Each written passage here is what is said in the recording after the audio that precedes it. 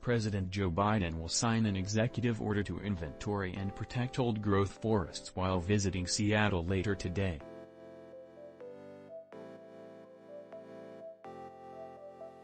The order requires the Department of the Interior and Department of Agriculture to come up with a shared definition of mature and old-growth forests and gives them a year to take stock of their numbers in the U.S. After collecting that data, the agencies must come up with new policies to manage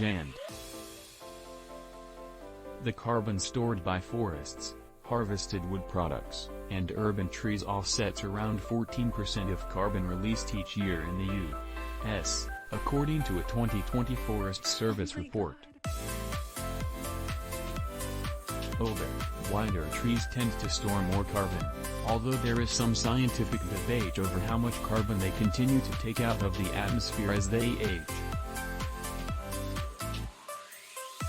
While definitions of old growth and mature trees vary depending on the type of forest, the term was initially applied to stands containing trees that are 150 years old. The executive action does not take steps to limit logging of old-growth forests on federal lands, as a coalition of environmental groups have been calling on the administration to do. In addition to reducing greenhouse gas emissions, conserving our remaining older forests and trees on federal public lands is one of the country's most straightforward, impactful and cost-effective climate solutions, they wrote. It's a very good start on the things that we've been asking for, sigh. She said her group is not necessarily calling for a moratorium on logging old-growth trees, but for a science-based approach to managing them. We want to protect old trees, but we also want to make sure communities are protected, said Kennedy.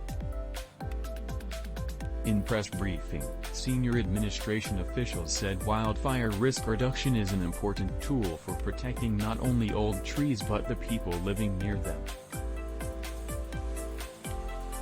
The new executive action also directs federal agencies to the Earth Day push comes after a halting year for the White House's climate agenda.